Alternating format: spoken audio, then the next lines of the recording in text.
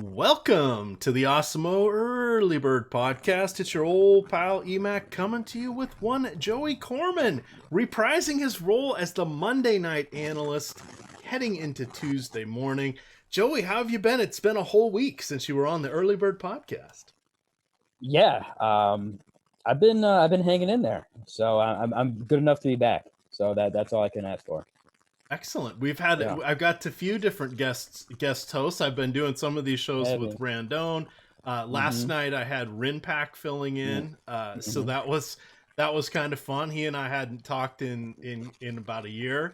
I know him back from the FanVice days. He actually was we did a thing called FanVice University. So we had an event out in Chicago where we did a live DFS training and a fun event, and they got to, people could come out and meet up with everybody. So it was like a big Chicago meetup, and he was up there because he was going to school at University of Michigan. So he came down from Ann Arbor for that, and then he and Eddie became super good friends. So they've been talking basketball for the many years since. But I got to hang out and meet him, and I've talked to him on Skype a few times. But that's the first time we did a show together. So good times. Rimpack's a good guy, yeah, and he's back in Michigan now. So. I always keep telling the audience, we all have our different roles behind the scenes here at Osmo that they're not aware of. So it's kind of like, this is how we maintain the free content and the good stuff is, we're different. Some of us do scheduling, some of us do support emails, some of us do the marketing, so us do the scheduling, all that stuff. So it's kind of fun, but we use our normal training for the behind the scenes stuff. We don't have to hire a bunch of other people to do that. So that's the secret for Osmo. Plus it's fun. We can all talk sports. But we've got a 4-gamer here for Tuesday. Nothing dramatically exciting. I don't think anyone's actually on a back-to-back for this one. We had a bunch of people play Saturday that played Sunday, and then a bunch of people that played Sunday played today. But we've got Washington at Charlotte. We've got Denver at Philadelphia. We've got Atlanta at Miami. And then the Knicks are up in the Pacific Northwest taking on Portland. So everybody is playing this straight up. I haven't looked to see if anybody... Usually the teams that play on a Tuesday don't play on a Wednesday, but take a quick peek at that, just because when there's only 4 games, we've got to find any little edge that we may have. So Charlotte actually does play a Wednesday. Atlanta plays a Wednesday. This is probably the remnants of the whole Thursday Thanksgiving holiday. So that looks like the teams that are going to be playing the front end of a back-to-back. So we'll keep an eye on that, but that shouldn't impact things too greatly because those teams are not exactly going to be knocking anybody's socks off. But the slate starts at 7, 2 8 o'clock games, and a 10 o'clock game. We're going to break this one down game by game just because it'll be a little bit fun this way. So let's start off here with the Washington Wizards heading into the Queen City, taking on the Hornets. A couple teams that don't like to play defense and don't really play slow. And the Wizards, actually one of the more effective scoring offenses in the league. This should be a good one. What is catching your eye for the Wizards? Well, Emac, I've got my Centers vs. Charlotte tattoo freshly inked. Really? 2019, 2020, Centers vs. Charlotte, right next to my 2017, 2018, I think it was Centers vs. Philadelphia. Maybe that was 2015. I don't know. I'm getting my tattoos mixed up. But you got, obviously, people are going to be drawn to Mo Wagner automatically because he is going to be starting at center for Washington. He's $6,000 on DraftKings. This game overall, it's got the 232 over-under, which, I mean, in the 4-game slate, there's going to be a lot of people stacking that game up. There's going to be a lot of Devontae Graham is at its highest price at $8,400 that I've seen. And you're going to have a lot of, obviously the Bradley Beal, Miles Bridges will be popular, maybe even get a little Cody Zeller in there. But overall, I mean, these prices are really pretty high. No one actually besides Zeller or Jan Mahinmi, who's only played 2 games, has a 5-times rate of 50% or greater. So they've really, really elevated the prices here on DraftKings at the very least. And that's making me – I never like to play the popular game on a 4-game slate. Take 5 guys from that game. How about you, Mac? Do you take into consideration any of that game theory type of stuff? No, unless it's a really awful team like say the Knicks, they might get the old nah wave from me. But a really good game, no. I would probably try to get over the field on this one. As we mentioned, teams definitely playing fast here, which is rather helpful. If we look at the Wizards, I think we're still waiting on news for Isaiah Thomas. He has been out for he's missed 3 games, so he's someone that I think is someone that he had more of an effect than I was really expecting, I guess, or more of an impact for him being out. I'm just calling up some Washington notes here for myself. So basically, let's see. Isaiah Thomas is probably going to be out for another week with his calf strain. We know that Thomas Bryant is looking at a mid-January return, so that's 5 weeks away. Jordan Mccray is looking for a return. He ended up actually having surgery on his finger, so he's not going to be back until right around Christmas. And then CJ Miles essentially done until the spring, if he even returns at all. He had wrist surgery. So the reason I'm mentioning these guys like Mccray and Miles, it's like, oh yeah, they suck, they don't matter.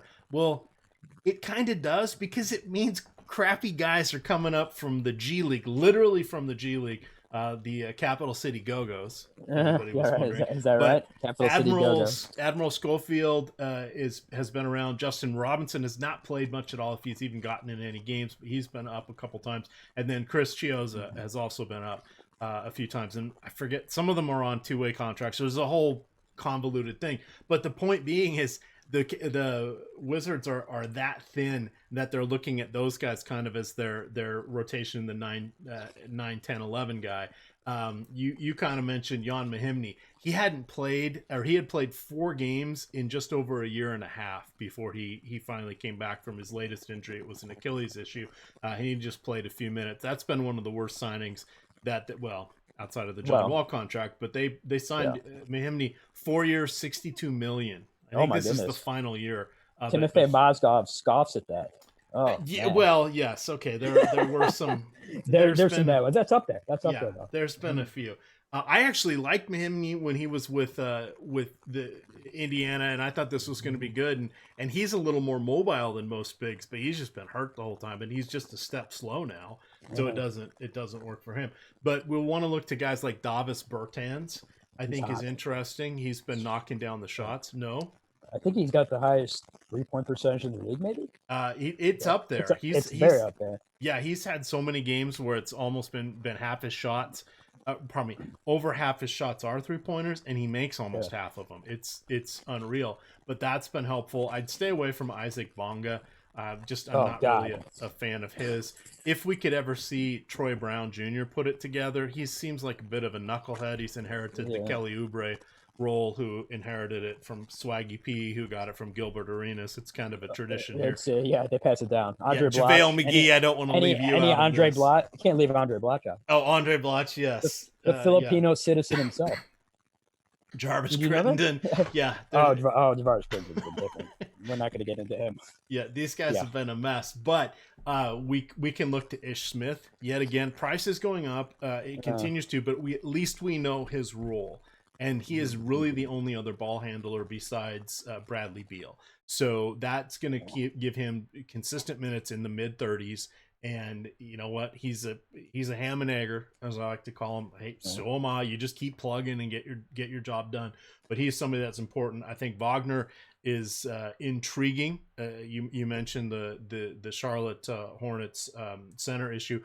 Vogner has a 7.0 fouls per 36 rate, but he has now played 3 games this season where he's gone more than 26 minutes. Yeah. He can get it done. He's a 1.1 fantasy point per minute producer, and this could be a really good one for him. So we're seeing their prices come up, but there's still some room to go with them.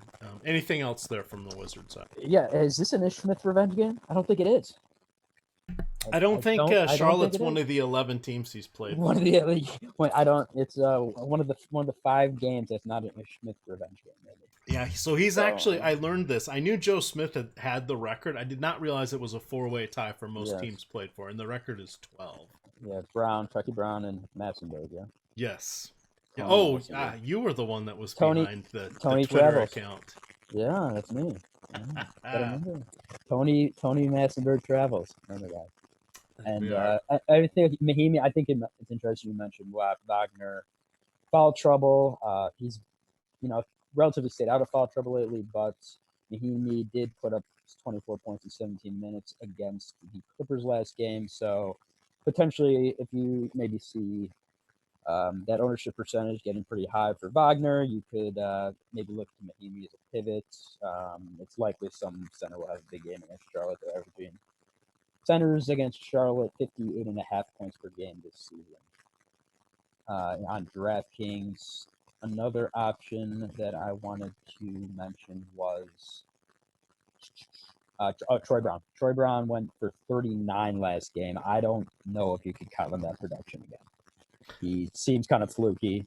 And Isaac Bonga is – I saw him playing – this is how degenerate I am. I saw him playing Summer League because I was watching I'm not going to talk about why I was watching Summer League, but I was watching Summer League like 2 years ago with the Lakers, and I know he was only like 16 or 17 or whatever he was, but this guy was one of the worst players I've ever seen on a basketball court. And I'm sure he's gotten better since then. But his ceiling is like 12 points. It's not good. Yeah, so Isaac Bonga, no thank you. It's a little bit rough. If we look to Charlotte, everybody's mostly healthy with the exception of Marvin Williams. He's dealing with the knee issue, unlikely to play. Because of the mess of Wizards' lack of centers or size, I don't think this is going to be a Bismack Biyombo game.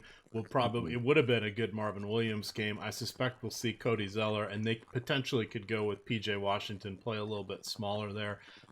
Unlikely to see much, if any, from Willie Hernan-Gomez, which is a disappointment. I kind of like him, but he's just not really cut out for the NBA.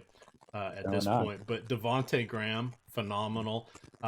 Here's the thing I forgot is how old Devontae Graham actually is. He's 24 and a half.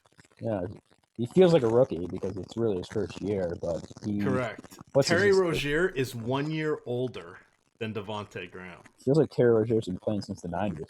Yes, it feels like if you had told me Terry Rozier was 30 or 29, I would have said, yep, that makes sense. Yeah. No, he is 25 and a half. And Devontae Graham is 24 and a half. That doesn't make any sense.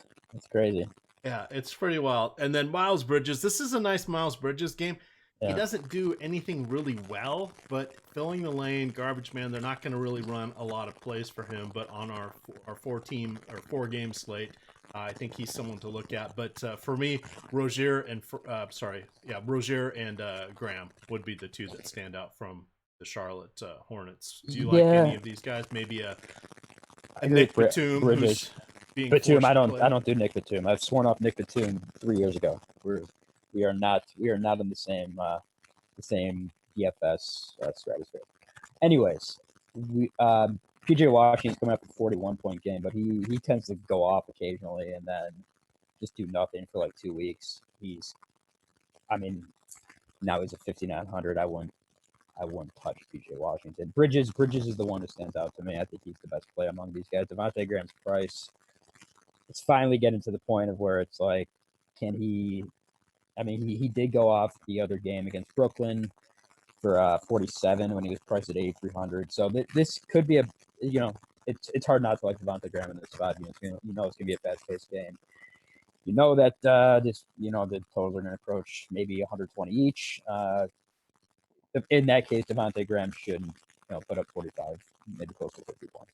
So I look for Devontae. I look for Miles Bridges. Rozier doesn't do it for me, especially at 7,400 off the bench.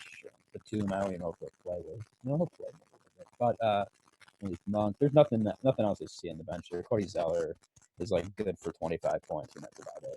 You know what you're gonna get with him. Even against Washington, he really struggles against the center position. 25, maybe max. If he gets you 30 at 4,600, it's pretty good. But 25 is pretty good for Zeller. All right. Oh, you're gonna need to move your mic a little closer there. Oh, I'm sorry about that. Getting a little out of the range. Talk with a little oomph. That'll A little oomph. yes. All right. Otherwise, you're gonna hear it from the audience here. They get. Oh, I don't want to hear it from the audience. No. I hear enough from other people. Absolutely. Yeah. All right, so Denver and Philly, we get Joel Embiid squaring off with Nikola Jokic. Jokic been a little disappointing this season. Embiid has been a force in the paint, one of the best scorers in the league around the basket yet again. So I like him. Jokic not as much of a defensive player. It's not like Plumlee's going to do anything to stop him. And then Paul Millsap he's stepped too slow. So Embiid.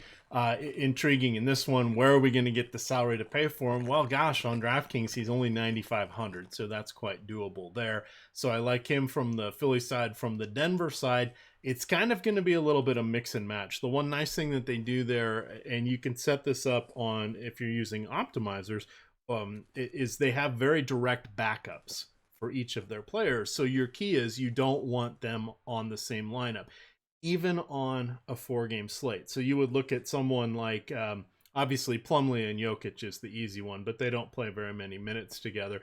But if you look at Jeremy Grant and Paul Millsap, they're backups for each other. You can figure out which, Malik Beasley and Barton and Harris and et cetera, you can kind of tell who's who. So you don't want them on the same lineup, because what happens is they're basically splitting 48 minutes.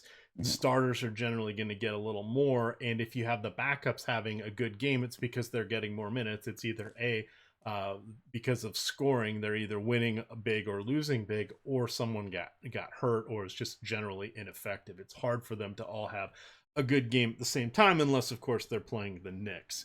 This is one of those games where I would still enforce that particular rule, just looking for any potential kind of edge that you can get within this. If it was, Phoenix, if it was Washington, if it was one of the fast-paced teams, I wouldn't worry about it. But Philly's pretty decent on defense, and I think this game will be more tightly contested. So I would suspect the backups are not going to get as much run by 2 or 3 minutes apiece. Well, when you look at their overall minutes, that's like 10%. Yep. That starts to add up after a while. So in the long game, you would want to be tighter about those rules in most situations. But where are you approaching the Nuggets? Is this going to be a Jokic?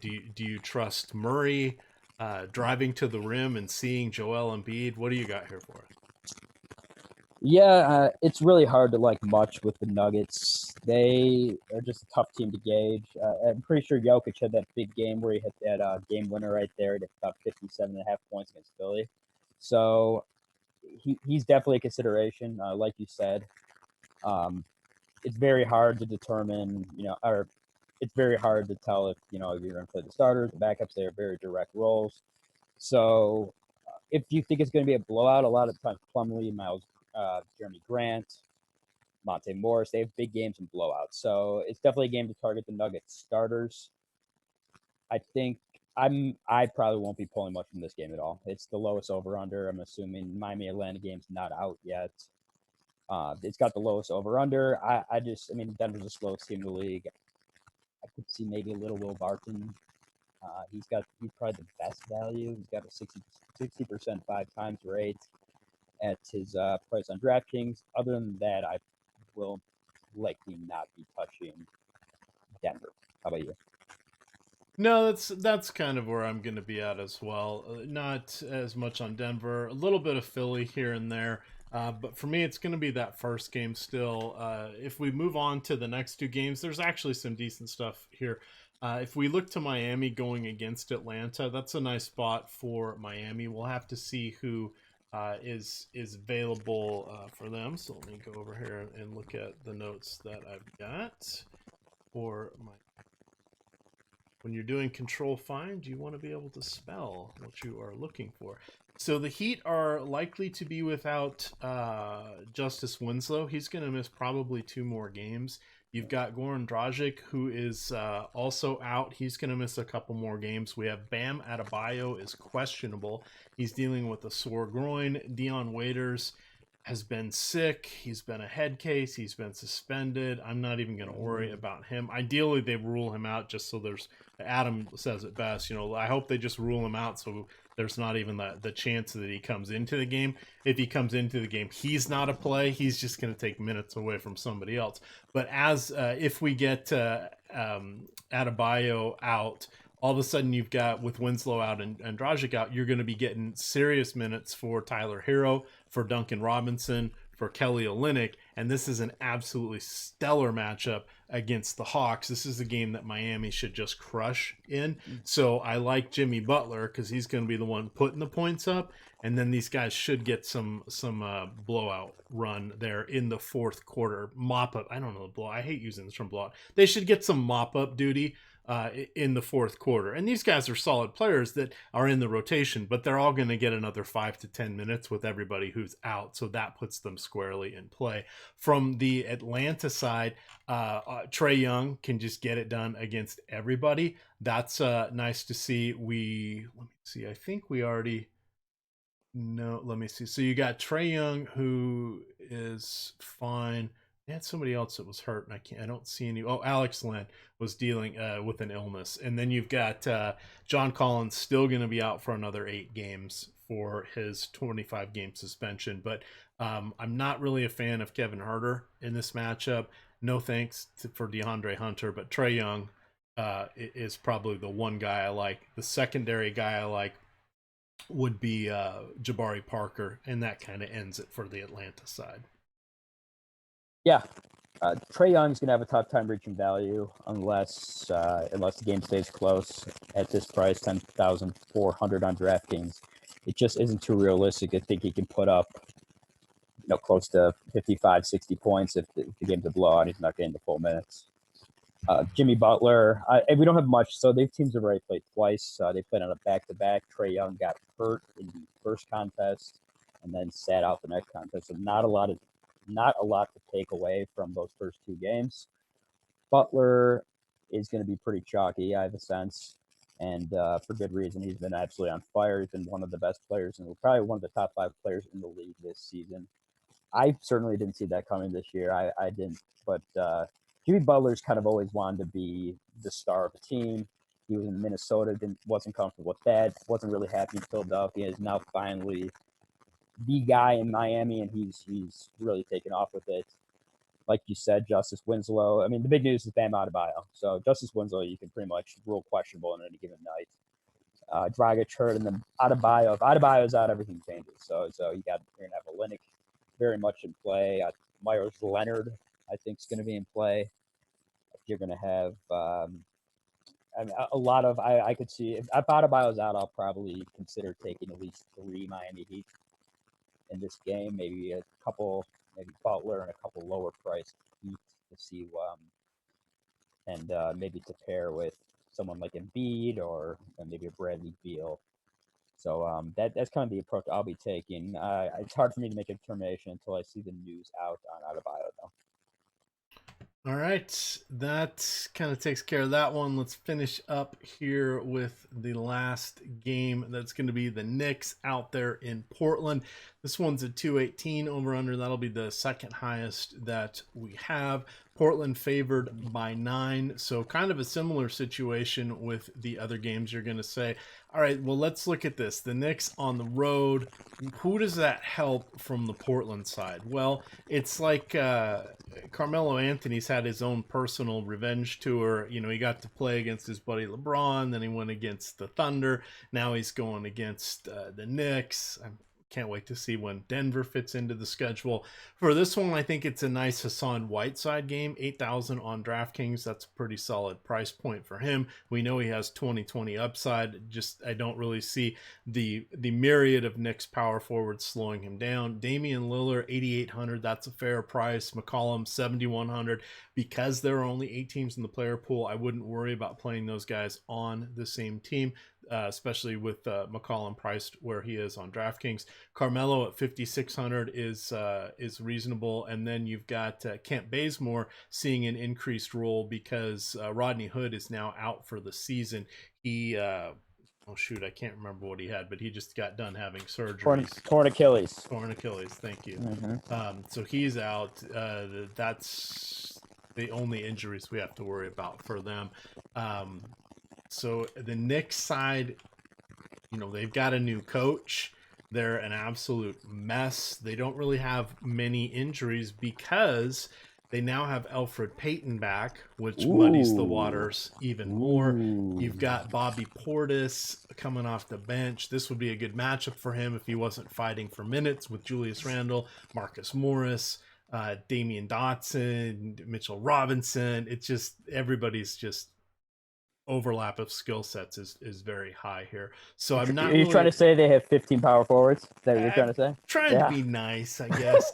So you've got R.J. Barrett. Okay, I'll take a chance. Marcus Morris. Who knew that he was going to be having one of his better years? I'm okay with him. I'm okay with Randall. Taj Gibson has no business really being in their starting lineup when they really need to see is what can Mitch Robinson actually do? Is Kevin Knox worthy of being in the rotation? Why did we pay Bobby Portis? So he's just kind of getting in the way of everything there. So I would probably be surprised if I have more than one Nick on a lineup.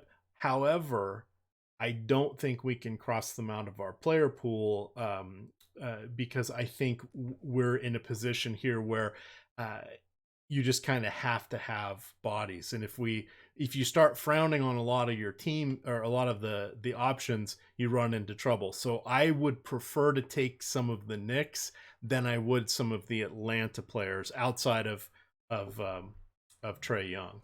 But what do you like here from the Knicks? And then you can take the crack at Portland there. Yeah. So like you said, the new coach. So was I the only one to think that Mike Miller was the shooting guard? No, I did, and I was teasing Adam about it, and it turns out not even close at all. Not even close. I was like, he's going to be suiting up for him. I mean, he's going to be the first player coach because they could use some shooting guards, right?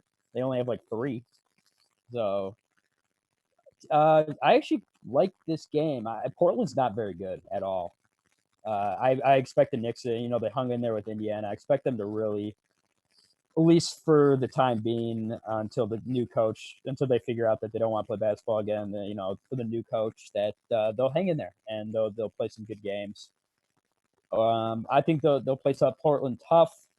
I'm looking at potentially Marcus Morris. If Mitchell Robinson gets the run, and the minutes were basically all the same.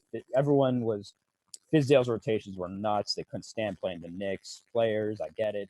The minutes were about the same as they were their season averages with the new coach, so not a lot to take away from there. But Mitchell Robinson is definitely the guy to keep on the radar. Centers against Portland have been pretty lights out all season. I still remember a game where Zubac went off against Whiteside. So for as much like hype that Whiteside gets for being a shot blocker and all these things, he really makes a great fantasy matchup for centers. All true. I think that's going to wrap it up for us here. We've got, looking over here at Yahoo real quick, so we can give them a shout out since they are the presenting sponsor, just taking a gander at some of their potential pricing. You guys hear me say it all the time. Not all $10 players are created equal, so let's see what they have provided us with today. Guys that are popping, Kent Bazemore, absolutely in play at 10. That is a good play. Cody Zeller against Washington. That is a good play. Kelly Olynyk against Atlanta. That's a solid play if we get Winslow out. That just frees up more minutes, and he could end up with those. Bismack Biyombo, not a good play. Maurice Vogner at 17, marginal play there. It's hard to give up your center spot. You get center and you get utility, but he would be someone worth considering on this short slate. If there was more than, if there was 6 games or more, probably not. I wouldn't want to take the risk, but he's somewhat intriguing. But you're comparing him to someone like Mitch Robinson. I don't know who I would like better in this one. Does Wagner have as many people to foul? No, not really. But I think Mitch Robinson has a higher upside here. Any of those names you want to add to? Yeah, so Bazemore is definitely now he's in the starting lineup with Rodney Hood out. he's great value on Yahoo, like you said, but on DraftKings, he's really got his price up there and up to 5,000. He won't be someone I think I'll be targeting on DraftKings, but again, on Yahoo, definitely go for it if he's still the minimum right there at $10. Other than that, I'll probably have one of CJ or Dame. I'm figuring if this game's going to be close and it's going to be relatively high scoring around the 218 over under, I'll be definitely looking at either at least one of CJ or Dame, because it's probably pretty likely one of them will have a game where it's approaching 6 times value against the Knicks. All right, with that, we are going to get on out of there. Hopefully everybody is going to be safe at work. We'll get to tweak some of this audio here and see if we can get that balanced out. But with that, gamers, we want to wish you good luck.